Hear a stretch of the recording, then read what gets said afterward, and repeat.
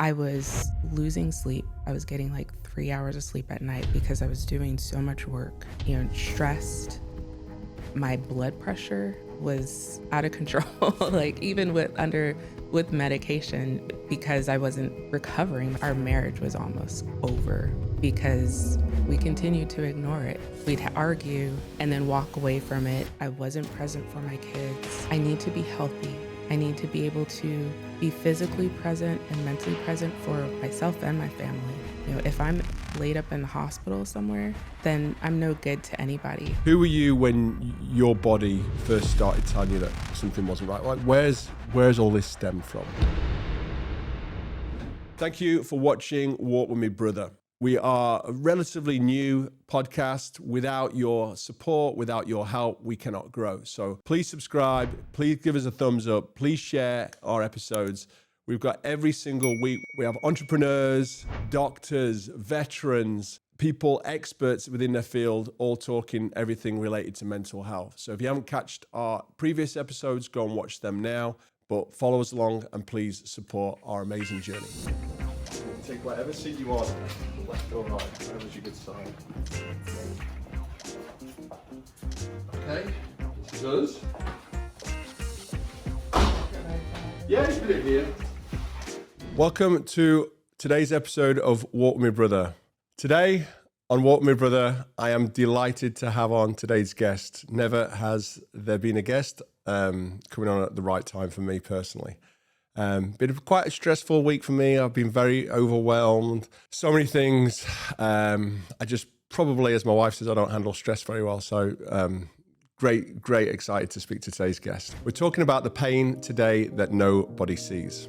The pain of high functioning adults who look calm, successful, capable, but inside their nervous system is overwhelmed. We're talking about the men who say, I'm fine, I got it, I'm okay. While their back hurts, their gut is wrecked, they can't sleep, and they don't know why. My guest today is Dr. Danielle Griffin. She's a TEDx speaker, a coach, the author of Somatic Exercise Made Simple. She holds a doctorate in organizational leadership and now works in hypnotherapy and somatic healing, helping busy professionals untangle what's happening in their body from what's happening in their head. This episode today is about survival mode. It's about the nervous system overload. It's about quiet suffering, and it's about practical tools that actually help. Danielle, I am really grateful you're here today. Let's start with you. So I know you've flown in. You've got a couple of podcasts going on today, so welcome to LA. So tell everybody who's listening today just a little bit about yourself, where you're from, where you grew up, and obviously where you are now. Yeah, currently I live in Houston, Texas. We've been there for, close to 15 years. My oldest son is 15, and we moved when he was 4 months old. At the time, we were living in Tucson, Arizona, but I grew up in Phoenix, Arizona. So it was timely for us to make that change. We had a new child, new work opportunities. Texas was calling us, and we hadn't looked back. But definitely still have family in Phoenix, and it made me who I am today. Oh, right? great. So, Yeah, perfect. Do you go back much to Phoenix? Not as much. After my dad passed in 21, my mom was still out there for about another year, but then she relocated to Houston as well. Oh, cool. So, that's nice. Yeah. Awesome. That's great. Yeah. How does she like Houston? I think she has mixed feelings about it. She's actually considering moving back to New York, where she's from, which is a switch because she historically has not liked the cold. But so we'll see how this goes for her. But, I think it's been an adjustment because, family, friends, been in Phoenix area. And so kind of reestablishing that for herself, especially with my dad being gone, has been challenging, trying to find hobbies and things. She's always loved to shop. That's probably her number one hobby. Same as my mum. Same, yeah.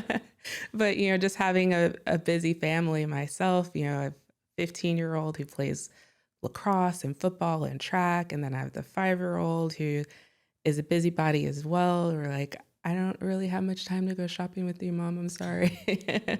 It's tough, isn't it? Especially when you got the kids. It's, you know, I've always got like I don't know, like, I guess guilty is honestly the best word I would use. I mean, I was just telling you there off camera, and I'm about to head off across America for, I don't know. Sometimes I think have I bitten off more than I can chew, and like yesterday I had this like melting moment where I'm like, God, why are you doing this, Rob? What are you doing? And then it kind of grounds me back that just remember why you're doing it, right? And you're doing it because deep down you just want to save one person out there, one man struggling, one man who's got suicidal thoughts, who sees my story and realizes that there is another option out there.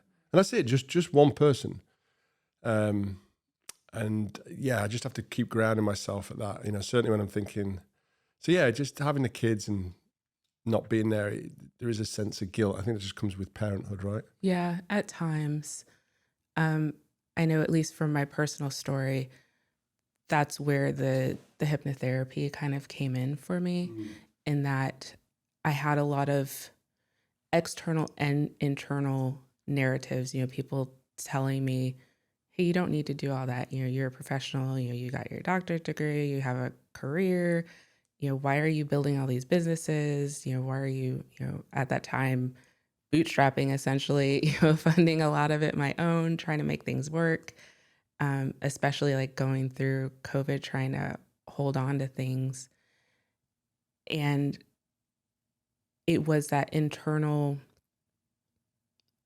realization when I was able to visualize myself and really let my subconscious speak to tell me where I see myself in the future. What does the future look like for me? Is it all of this? Is it how things are moving?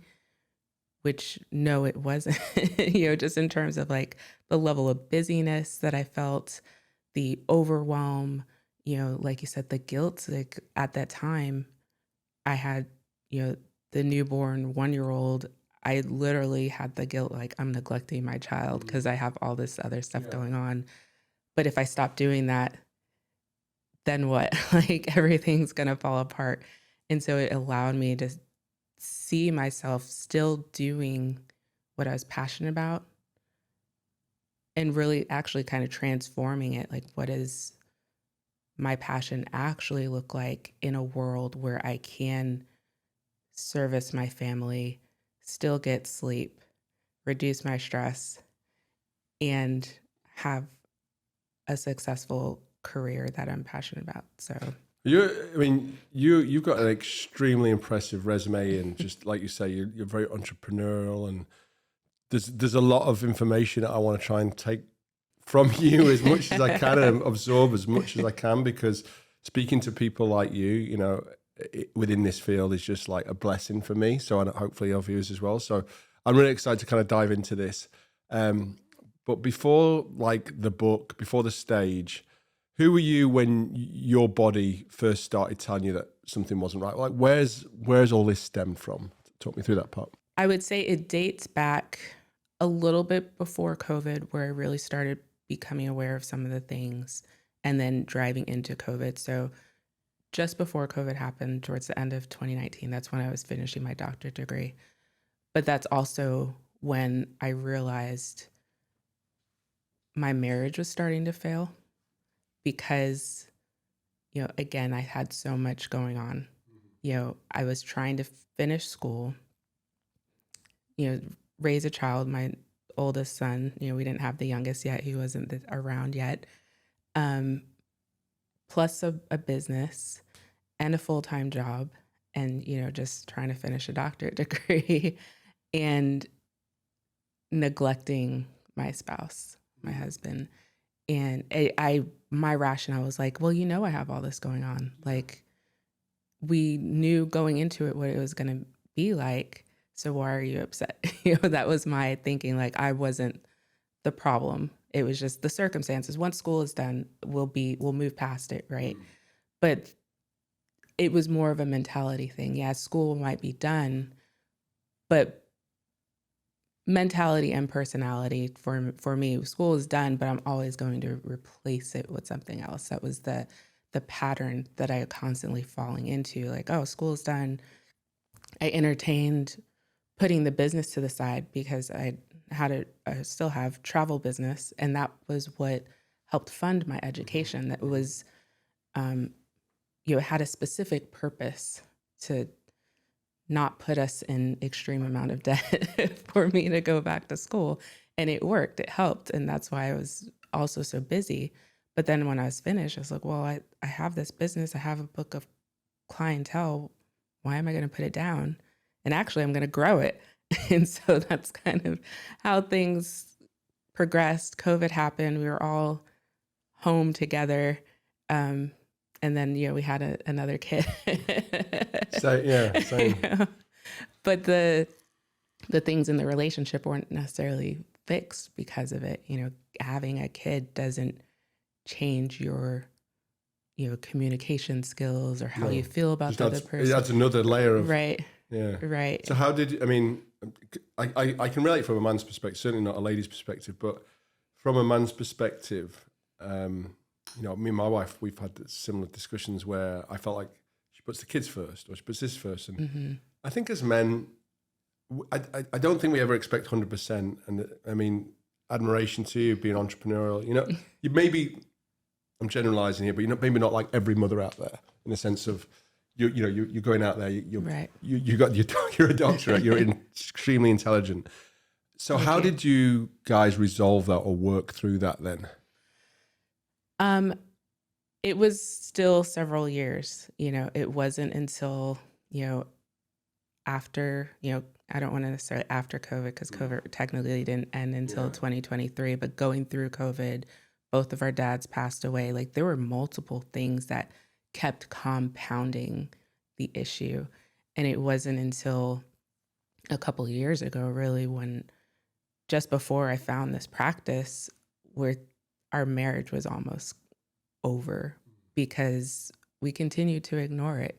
We'd argue and then walk away from it, distance ourselves, maybe not talk to each other for a little while, but then just pretend everything's okay, just continue to move forward. Like, oh, maybe if we just move on, blow off some steam, whatever, things will be okay.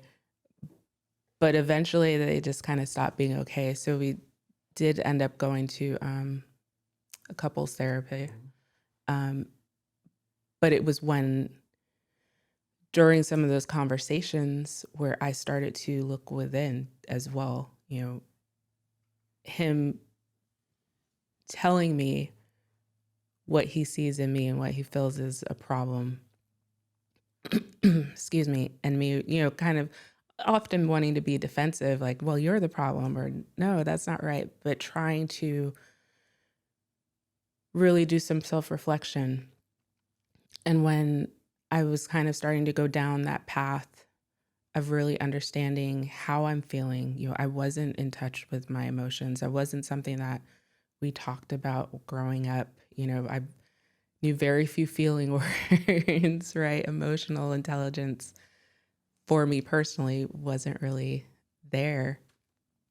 And so it was when I started to reflect, like, what is it that I really want? Do I want this to work? Is he the problem or am I the problem? Are the things that he's doing actually things that are non-negotiables or negotiables? Are these things that I can get over? Am I being nitpicky or superficial or whatever? And then, looking at it from the reverse as well. And understanding like what are make or breaks. If this isn't a make or break, then maybe I can just change my mentality on how I view it instead of letting it get to me so much. If you are struggling right now, or if you know somebody who is, please talk to somebody. Please reach out to someone. Talk to a friend or call a trusted helpline. In the US, you can reach the National Crisis and Helpline by texting and dialing 988. If you're outside the US, you can find help on findahelpline.com, and I will put all of that information in the description below. So please reach out to someone if you're struggling or if you know someone who is. Because I saw one of your, I think it was one of your videos, when I'll put all your links in the description below so people can check on. So, but I think it was one of your videos, like you, I think it was something learning more into the scope of like breath work and things like that. So was there something that obviously something's triggered you there to think more outside the box, similar to your story resonates a lot with me and my wife in some degree. And it was only really when I started to kind of, not be, you're the problem, you're not listening to me, you don't care. And when I was like, well, what can I do? Like, and she said the same. She wasn't happy in herself. Right. And I wasn't happy in myself. So it's like, but from your side, what was it there that made you start to, because you did a lot of research on this. Yeah. So what was it that you started to find once you researched? Yeah. So there were a couple things that triggered some of the research. So at the time, I started seeing a coach, but she was a business coach. And she had said to me, the money will come. Because we were talking about like what the next step was and like potentially having to make some additional investments or making some changes or letting go, as well as when I started bringing on an assistant. Like that was a strong suggestion. I'm like, but trying to make that transition, she's like, that it's going to work, right? That this is for you, right? I'm like, yeah. That you're capable of it, right? Yeah. So then it's going to work out. And it was just a reflection of that conversation that I took away. I didn't make any moves at that point, but it was those comments like, if I have that self-confidence in myself, I know that this is for me. I know, like, feel it deep down in my soul, right? Like, not just, oh, I want to try this or I want to try that and unsure. Like, I know where I'm going. So you really believed that it was going to work. Right. Yeah. I didn't know how I was going to get there. I was overanalyzing it, right? And it was that fear that was causing the hesitation. And so I looked into more of that statement, like, that is really resonating with me. And when I kind of, like I said, doing some research, like what is that term, that technique or whatever that she's using. And I'm like, that is kind of a form of manifestation, right? I don't know if you're into that or familiar with it, but at least at that time I wasn't, but I wasn't practicing it, but I heard about it and I was familiar with it. I'm like, well, let me go down that rabbit hole a little bit. And that's where I came across like the hypnotherapy, because some of the best hypnotherapists are also great manifestors as well as leaning into the release of the fear, and that's how I really started to kind of combine a lot of the hypnotherapy work we do combine some of the breath work. But when I leaned into the somatics, I was losing sleep. I was getting like 3 hours of sleep at night because I was doing so much work, stressed. I was carrying a lot of the pain. I had like restless leg syndrome at night. So when I was trying to rest, my legs were constantly moving. My blood pressure was out of control, like even with medication, but because I wasn't recovering, my body wasn't getting the proper rest and recover that I needed. And so when I learned about the somatics, it allowed me to calm my nervous system, get the rest that I needed.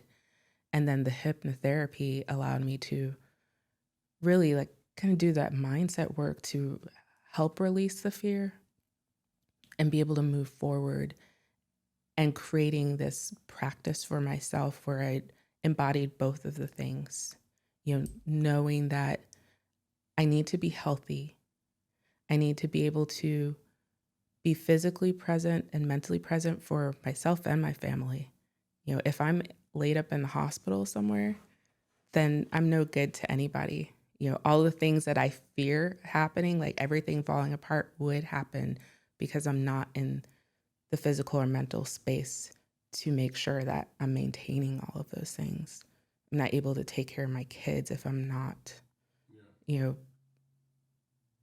if I'm running on a little sleep, I'm snapping at them or ignoring them, or, it's just foggy minded, in pain, like I said, high blood pressure. And I knew that's not what I wanted. I knew that wasn't the life that I wanted to live.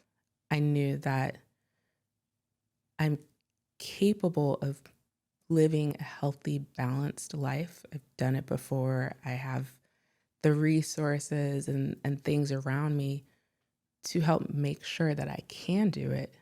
So why am I not doing it? And so that's where that kind of more of that reflection and starting to listen to some recordings that really helped me, like I said, visualize that future where I can still have that successful life, that Was that like balanced the life. hypnotherapy part, like Yeah. and the manifestation part? It's really interesting that you say all that.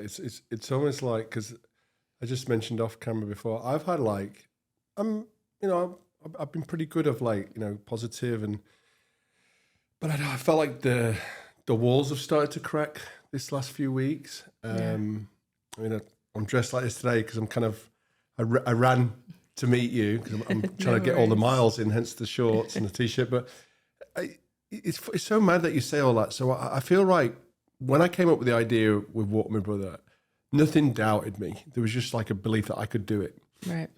But as things have happened and course of action, I don't know, I wouldn't say it's self-doubt, but I've manifested myself, going through all these towns and cities and meeting people. I've manifested this time next year of just one person reaching out and telling me that he's still here. He's still here today because he saw my story. But this last week, I'll be honest, like yesterday, I thought it was a boiling point. And so is there anything like I could, for people who are like just having one of those, when you start to question everything, you feel overwhelmed. I can't sleep. I'm waking up at 3 or 4 in the morning, like with like insomnia, just stressed. I'm I'm taking pills to kind of help my anxiety, and same thing. When I'm running now, a slow run, which my heart rate, for those who know running, is around a 110, 120 heart rate. Now it's like 150, 160. My heart rate's just constantly. So what can I do now this week and take away from little snippets what you've learned? Yeah. I would say with the practice of somatics, it's a combination of breath work, meditation, and movement. All three of those are needed to sort of complete the practice, not just one. So you can do breath work on its own and it has some benefits. You can meditate on its own, movement on its own. But it's really when you're embodying all three, and it can take, as little as 90 seconds, taking that pause, doing the breathing, doing some mobility style movement, slow breath to movement. So you combining the two for every movement, like shoulder rolls, for example, inhaling, rolling your shoulders up, and exhaling out.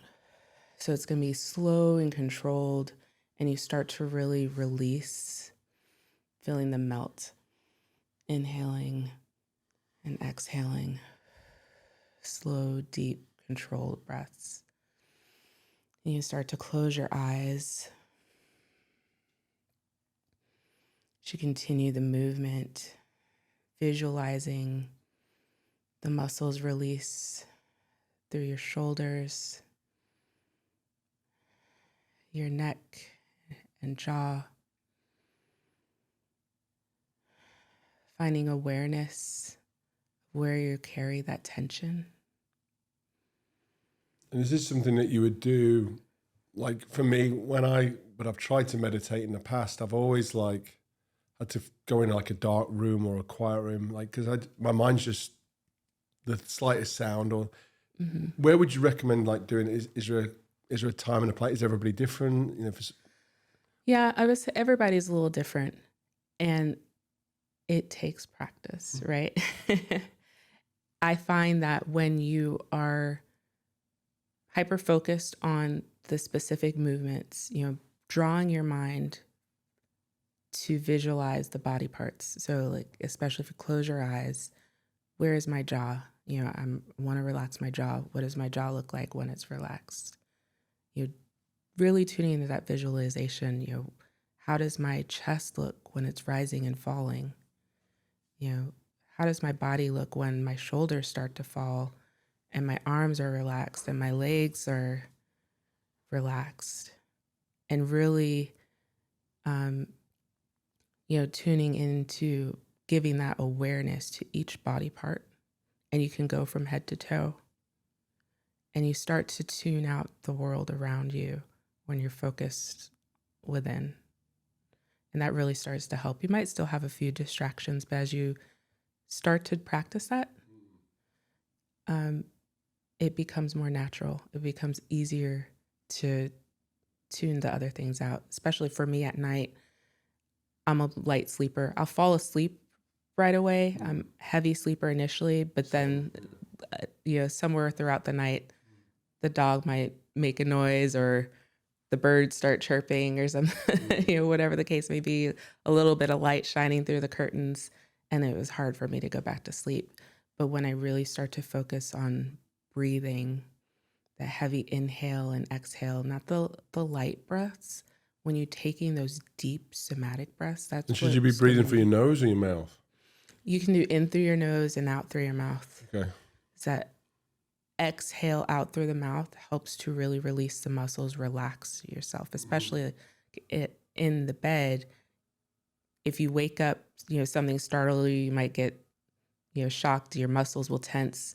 And so you have to go through that progressive relaxation, almost all over again. Hopefully it doesn't take as long, but keeping the eyes closed, not touching devices, and really channel that deep breathing technique to help stimulate and go back into that REM sleep. So when you are distracted or you do lose your thought, is there something that you can do to kind of anchor that back? Is it counting? Is it just refocusing, stabilizing? What?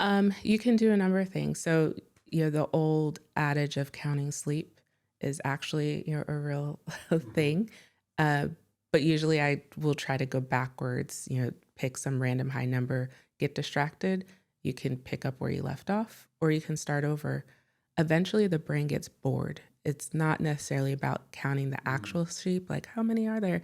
It's making your brain so tired and drawn out and what number am I on? I don't know. Eventually you drift off.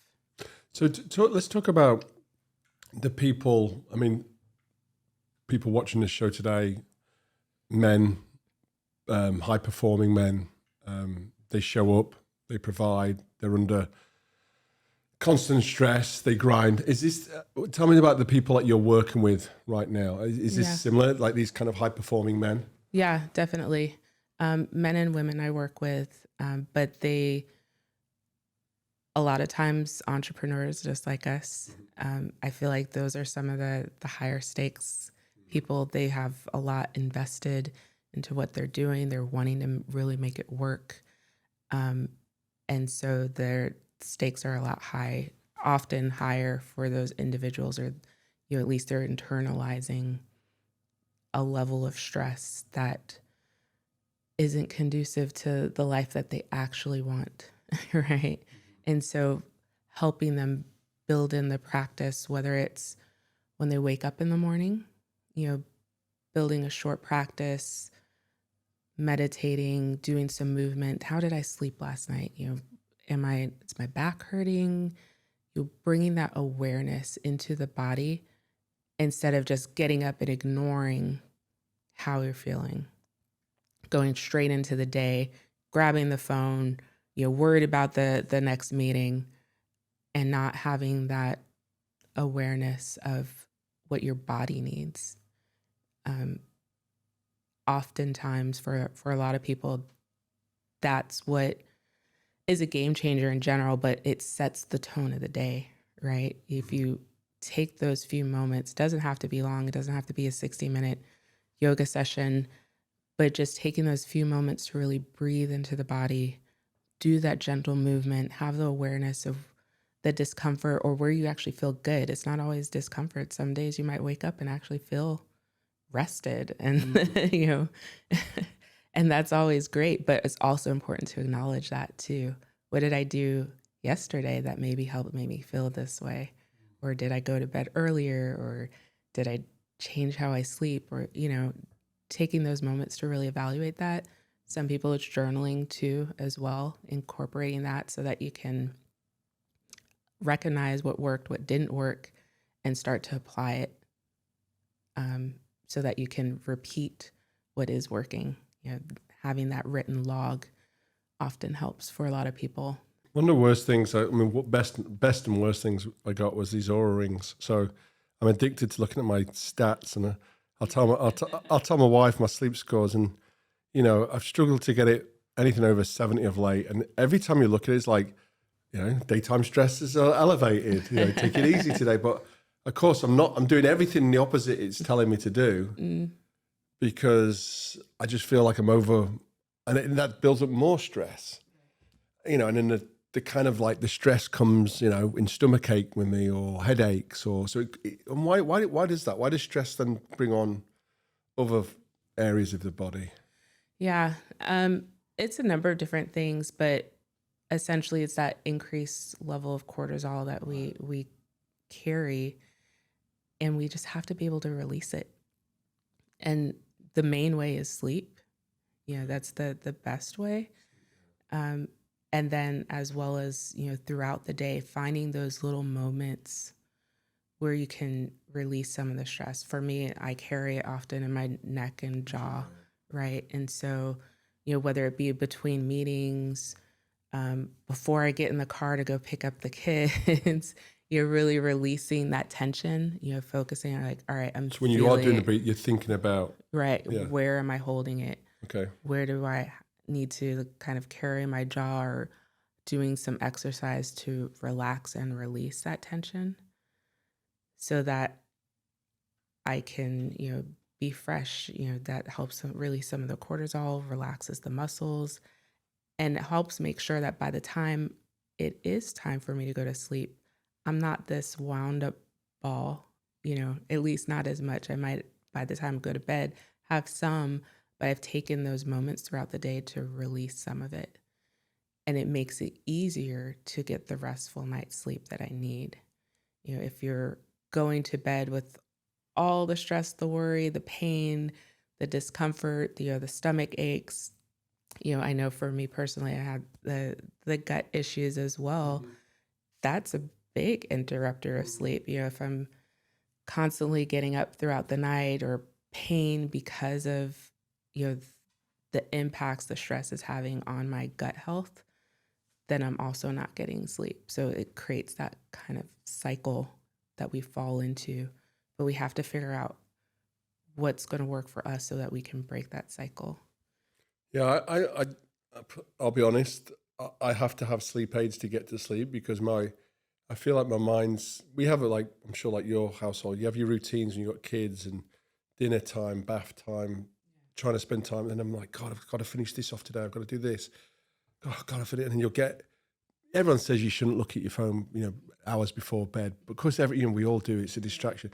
You get that one email, you know, oh God, you know, a client texts me, he's pissed about something like this. I'm like, God. So that's on my mind. And then, you know, it's 10 o'clock and I've got to be up at 5. So you're looking, well, it's only 7 hours sleep, but I know I'm going to get up twice to pee in the middle of the night. So you start thinking, you know, calculating how much sleep you're going to get. It's just right? like, so, I mean, there's one night a week, my kids, my in-laws are great. My mother-in-law takes the kids on a Sunday night. And my wife like, yes, because we know we've had sick kids last week as well. So my sleep score was in my 50s and 60s, all because my little daughter was projectile vomiting all week. And that's just the way it is. There's nothing you can do about that. But on a normal day, like I've got to take melatonin, or I've got to take Ambien, or I've got to take this because I know how important my sleep is. I know I have to recover. But I just wish holistically I could get, I mean, maybe it's when I'm traveling through America, you know, in a few weeks, I can get there, but I need to holistically figure out a way to sleep better, you know. I mean, you're always going to have distractions with dogs and kids, but that's their life. But I think just in me, I know something's not. I'm too highly strung and stressed constantly. I'm like always bum bum bum bum, always on, and I've got to. There's a reason why I'm traveling for the next, for a couple of months. So hopefully that comes out. Well, I would say that for some people, some level of sleep aid might be helpful, whether it's like, lavender or magnesium lotion, or like you mentioned, the melatonin. Some people use like CBD or THC products, but we don't necessarily want to become reliant on those things when there are things that we can do that can help us sleep, right? And so I found that whether it be blackout curtains, I use a sleep mask. Sometimes I'll have the sounds, whether it be like an ocean sound, white noise, and those help settle my body, relax my mind, so that I can hyper focus on those areas of my body, do that progressive relaxation. I think that's possibly the piece that you're missing. If you put the eye mask on, you can block everything out, all the electronics or lights or TV. I don't know if you have a TV in your room, but being able to block those things out so that you can calm the mind. And that's really where you can start to see that difference. And it might be slow progress, or like you said, that you might get distracted, like, oh, I'm trying to focus on my breath and I might think about something else, but always bring it back to the breath. Recognize, don't worry about how long you were distracted. Like, when we stop worrying about the time so much and just focus on getting the rest, focus on the breath, focus on the relaxation, and just allow your body to drift. And is this something that you should be doing a couple of times a day? Realistically, and again, I'm only going to speak on behalf of myself and for probably what's the high functioning men I know, like men probably give up a bit too easy because it's not working for me. I haven't got time for that. Yeah, I have a husband just like that. Yeah. So, and there's probably a guy listening to this podcast right now, and he's probably gripping the steering wheel, and he's stressed, and his jaw's tight. And he's like, that's all, mumbo jumbo, doesn't work for me. And you must get that a lot when you're speaking to these high function males. What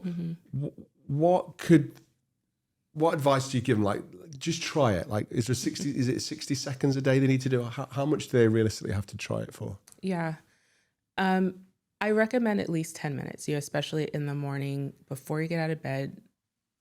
Unless you severely like overslept or something, most of us have that 10 minutes that we can just carve out before we even leap out of the bed. Look at your phone and all that kind of stuff. Yeah. Right.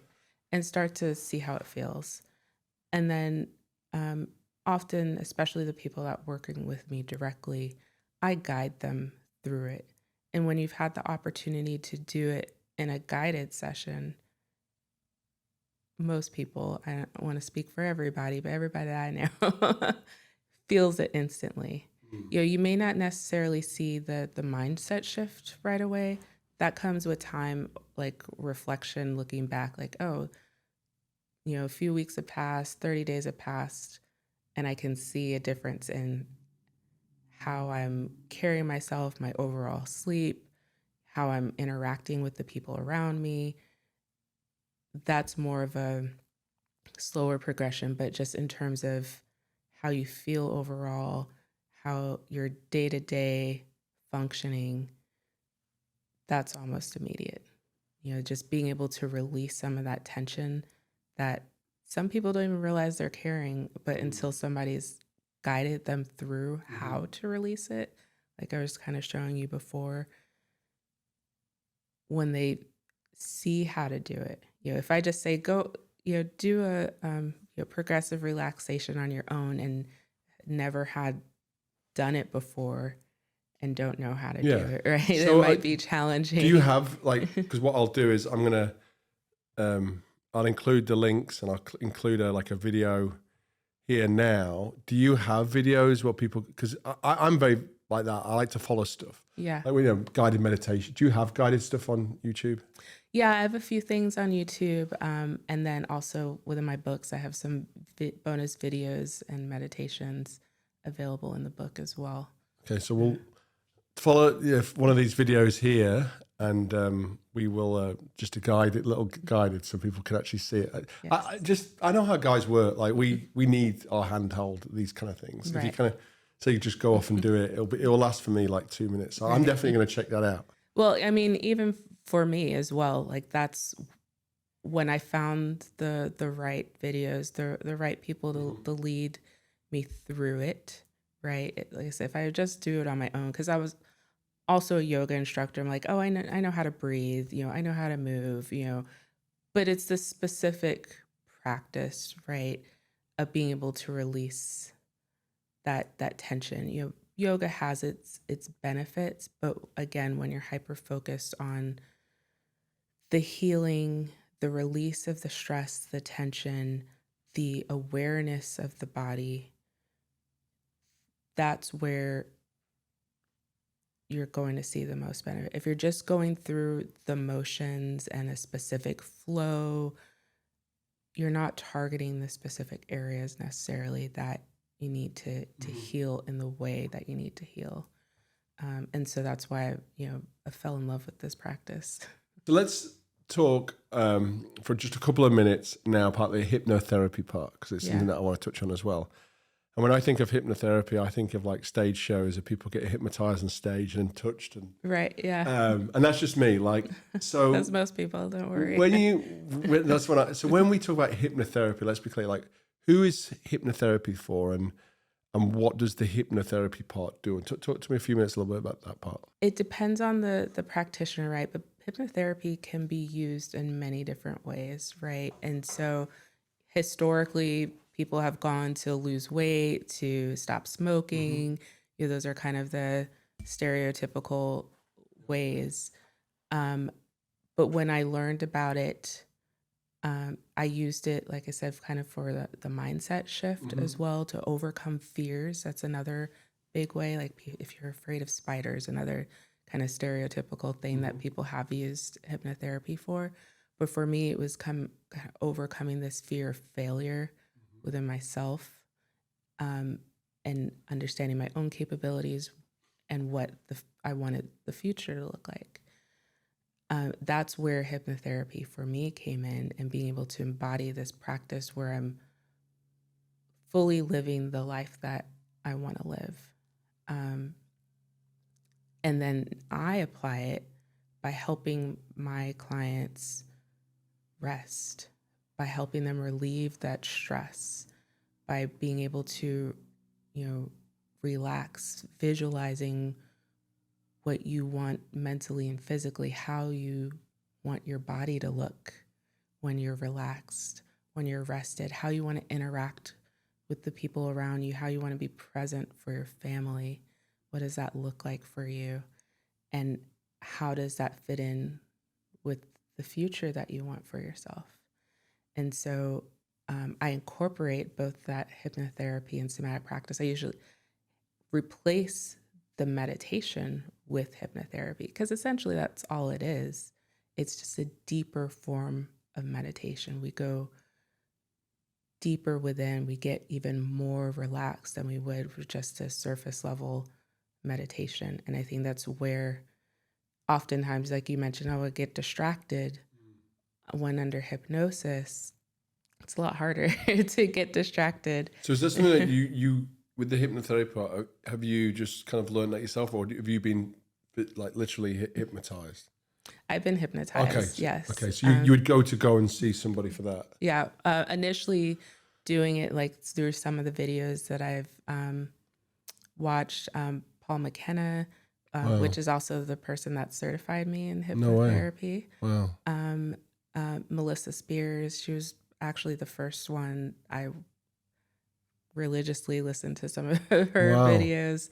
She helped me with really overcoming those fears, hang-ups I had with money and finances. And then, like I said, Paul McKenna really helped me visualize the future and embody the future that I wanted. So between those two, those were the main ones. And when I kind of did some of Paul McKenna's videos and was working on the somatics, I personally was like, this was huge for me, like in terms of my healing. You know, like I mentioned, my dad had passed, my husband's dad has passed, my marriage was at a breaking point. I wasn't present for my kids. There was a huge shift. Something's worked. It was working. You know, everything wasn't perfect yet, right? But they were getting better. And I was on a path that was much more conducive to the life that we as a family wanted. And once I felt that, and my family was even saying they saw a difference, that's when it really clicked, right? When other people start noticing it. It wasn't so much like, oh yeah, I feel great, but when people start responding and saying you're moving in the right direction, like you're different, that's when I was like, I have to learn this. There's so many people out there that I know that need this, both the somatic therapy and the hypnotherapy. And, you know, that's just kind of, for me, what happened. I went out and wrote the book.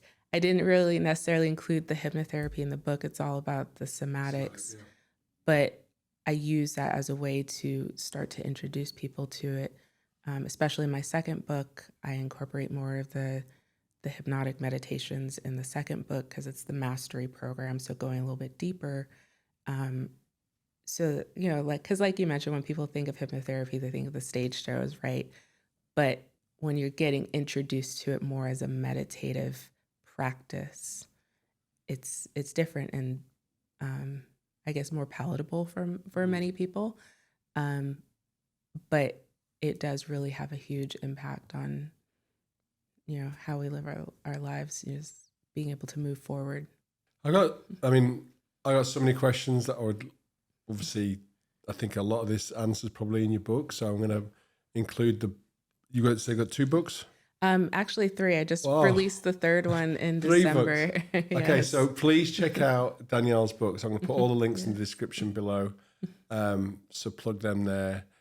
I think today has been, just as we round up, what exercise, just knowing men and knowing burnout or fatigue, other than the breathing that we've kind of gone over, is there anything else that I could, or any of our listeners today, take away? Was there any other little exercises or advice that you would give to us today to go out and just start? The breathing obviously is important. What are the tools? Because you mentioned before about the tools. What other tools could I think in general, that quick 90-second pause, you know, start with the breathing, you know, in through the nose, out through the mouth.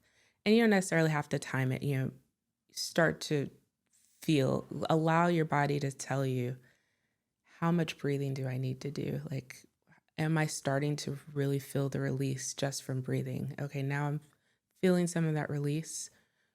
Where in my body am I carrying some of that tension? Is it my shoulders? Is it my back? Maybe I need to do some twists in my chair, back and forth, or shoulder circles, or opening and closing the jaw. You know, bringing your awareness to really how you feel, and allow your body to tell you what movement specifically. You know, I don't like to say, okay, do this, do that, and do this. You know, that's where, for me, some of like the instructional practices, the yoga, you go into a class and they're telling you specifically what to do, but this is your opportunity for you to tell you what to do, right? And then once you've done some of that movement, like, again, let your body tell you how much was enough. Like, are you starting to feel that release? And then when you have, you can just pause for a moment. Allow your body to rest. Allow your mind to rest. Get some clarity. How are you feeling now that you've done those things? You know, continuing to got a very breathe. Calming voice. Yeah, thank you. That helps a lot. Yeah. Yeah, that's when I was younger, I used to hate my voice. You know, I always had kind of the soft-spoken voice, or like when I was recording, like, oh, my voice sounds different than I think it does, right? my dad growing up, he was a DJ, and he was a radio DJ and party DJ as well. He has similar style voice, and that was, I feel like, a gift that he has given me. But once I found hypnotherapy and started practicing, I'm like, this is actually a tool, right? Not everybody is gifted with this calm voice, the soothing voice. Absolutely, yeah. It's refreshing. It's calmed me. I mean, just being here with you now today. Danielle, I end with the same question with all our guests. So I want to take you back to Danielle, probably like when you mentioned when in that period of COVID, when you were struggling and, you probably felt like you were heading for burnout, things were on the rocks. Like, if Danielle today had to speak to the Danielle of, 6 years ago or so, what advice would you give that Danielle today? What would you say to her? I would say that it's okay to have some self-care. Don't allow yourself to take care of everyone else without taking the time you need for yourself, and really understanding how important that is. And it doesn't necessarily have to be, going to a 7-night retreat or even a 90-minute massage. That self-care can literally be the 10 minutes or the 90-second pauses that I mentioned. If we even neglect those small moments that we need, it all starts to build up, and our health starts to spiral, our relationships spiral, and we need those moments for ourselves. That moment, whether it be like you were saying earlier, if it's in a quiet room, if that's what you need, that's fine. If you can do it with other people around, that's great too. But finding that time, maybe you just have to go out to your car. Not everybody has the ability. Like, I have all these kids and family, I don't have anywhere to go. If you need to step out in your garage or your car or whatever the case may be, if that's what you need to just get those few moments, then do that. And recognize that it's okay to set those boundaries too, with yourself and your family and friends, right? That, for me, that was the hardest thing. I didn't know how to respect my own boundaries. I would say that I wanted time to myself, or I needed a break, but I was continually the one who abused myself, right? It wasn't necessarily my family. Yes, they said they had needs, right? But they never said that they couldn't wait. It was always me. And that's where that kind of internal reflection, not wanting to wait or not wanting to make them wait on me, but then being able to flip it, I need to make them wait. They're going to be okay for 10 more minutes. Yeah. Interesting. So it's crazy because I told you, if you haven't seen the last episode, which was, funny enough, my wife was on the show, and it's exactly the same advice she gave about self-care. Yeah. And that was about spouses living with people with, in my case, bipolar, but yeah, just self-care. It's just, I think, from everyone's mental health, just, they say 10 minutes a day, just, if you can grab an hour, then grab an hour, or whatever it is, just get that self-care in. But thank you so much for sitting with us today, Danielle. It's been so informative for me, and I know for a lot of our listeners out there. Yeah, thanks for having me. I appreciate you, coming in and sitting with us. I really appreciate it. You're very calming and easing, just the atmosphere. Yeah. So this conversation sits inside a 2,005-mile run that I'm doing for men's mental health, specifically to help save lives. If this episode has resonated with you today, please share it with somebody who needs it. I'm going to include our GoFundMe link. We're currently raising money for our support crew, for our RV, for our community stops we're doing along the way. So I'll put a little QR code over here now so you can go and scan it. This has been a fantastic Walk With Me Brother episode today. Thank you, and wish you all the best, Danielle. Thank you. Thank you. Likewise. Good luck on your run.